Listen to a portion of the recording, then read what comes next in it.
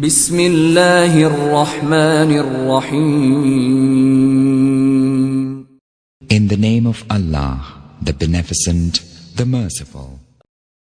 الحمد للہ وحدہ لا شریک لہ والصلاة والسلام علی من لا نبی بعدہ وعلی آلہ واصحابہ الذین اوفوا عہدہ.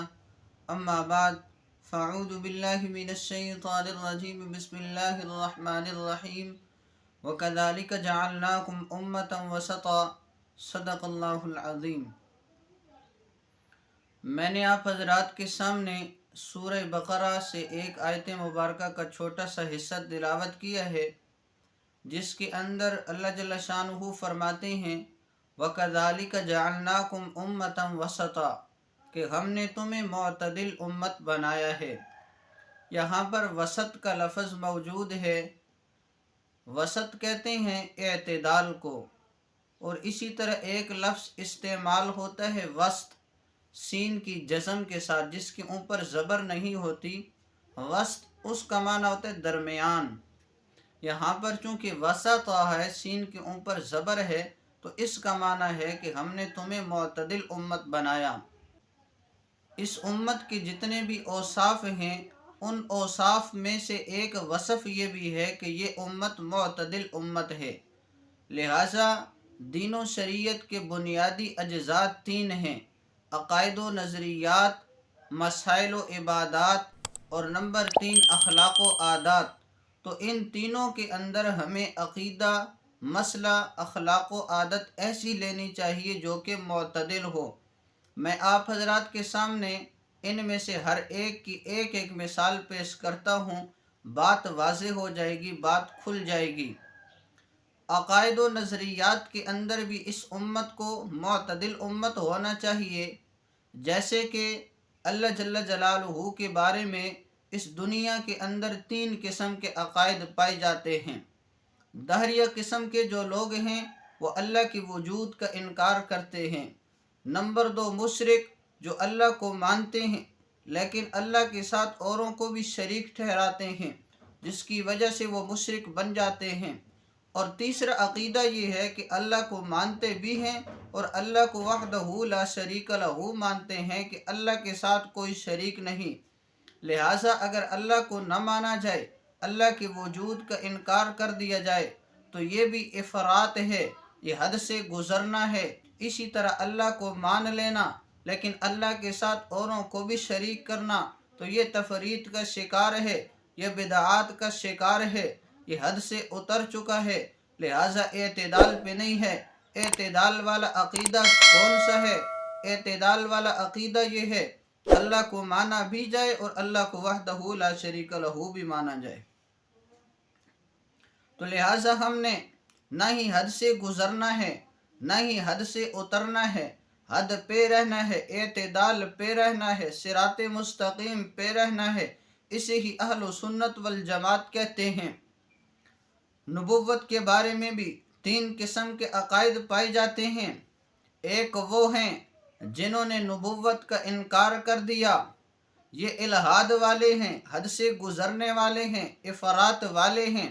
ایک وہ ہیں جنہوں نے نبوت کو تسلیم کیا لیکن ساتھ ساتھ نبوت کو خدائی اختیارات کے اندر بھی شامل کر دیا، گویا کہ نبی کو خدا کے برابر کر دیا. یہ تفریط والے ہیں، حد سے اترنے والے ہیں، صراط مستقیم والے نہیں ہیں. لہٰذا نبی کو مانا بھی جائے لیکن نبی کو ایسے اختیارات نہ دیے جائیں جو اللہ کے ساتھ خاص ہیں. ایسی صفات حضور صلی اللہ علیہ وسلم کے لیے نہ مانی جائیں جو اللہ جل جلالہ کے ساتھ خاص ہیں. ہم اہل و سنت والجماعت احناف دیوبند کا عقیدہ یہ ہے، اور میں یہ جرات سے بیان کرتا ہوں کہ ہم حضور صلی اللہ علیہ وسلم کو سب سے بڑا مانتے ہیں. لیکن اللہ جل جلالہ کے بعد، جیسے کہ ایک عربی کا شعر ہے لا يمكن الثناء كما كان حقه، بعد از خدا بزرگ تو ای قصہ مختصر. ہم نے حضور صلی اللہ علیہ وسلم کی کیا تعریف کرنی ہے؟ حضور صلی اللہ علیہ وسلم کے لیے قصہ مختصر یہ ہے کہ رب تعالیٰ کے بعد سب سے زیادہ بلند مقام حضور صلی اللہ علیہ وسلم کا ہے. اور ہم یہ کہتے ہیں کہ کہا ہے کس نے امام الانبیاء نہ کہو، کہا ہے کس نے سرتاج الاولیاء نہ کہو، سبھی کچھ کہو مگر خدا نہ کہو۔ تو لہٰذا یہ معتدل عقیدہ ہے۔ اسی طرح اخلاق و عادات کے اندر اگر چلے جائیں، مسائل و عبادات کے اندر چلے جائیں، وہاں پر بھی آپ کو معتدل مسئلہ لینا چاہیے۔ میں ایک مسئلہ بیان کرتا ہوں، جیسے میں نے یہ پگڑی پہنی ہوئی ہے، پگڑی پہننا سنت ہے، لہٰذا ایک فرقہ وہ ہے جس نے پگڑی کا انکار کر دیا، یہ حد سے گزرنے والا ہے، یہ افراط کا شکار ہو گیا، یہ الحاد والا ہے۔ اور بعض وہ ہیں جنہوں نے پگڑی کو تو مانا ہے لیکن پگڑی کے لیے ایک خاص رنگ متعین کر دیا ہے، یہ تفرید کا شکار ہو گئے ہیں، حد سے اتر گئے ہیں اور یہ بدعات والے ہیں۔ مسلک اہل سنت والجماعت والے کون سے ہیں؟ جنہوں نے پگڑی کو بھی مانا ہے اور کسی رنگ کے ساتھ خاص اور متعین بھی نہیں کیا، بلکہ اعتدال پر قائم ہیں۔ اس مسئلے کے اندر بھی دیکھیں 3 قسم کے عقائد پائے جاتے ہیں۔ معتدل عقیدہ ہمارا عقیدہ ہے۔ اسی طرح اخلاق و عادات کے اندر حضور صلی اللہ علیہ وسلم کا فرمان، من اعطى للہ ومنع للہ، جو اللہ کے لیے دیتا ہے، اللہ کے لیے ہاتھ روک لیتا ہے، فقد استکمل الایمان، اس بندے کا ایمان مکمل ہو جاتا ہے۔ تو ہم نے گویا کہ سب کو دینا نہیں اور سب سے ہاتھ روکنا بھی نہیں، جس کو دینا ہے اللہ کی وجہ سے دینا ہے، جس سے ہاتھ روکنے ہیں اللہ کی وجہ سے ہاتھ روکنے ہیں۔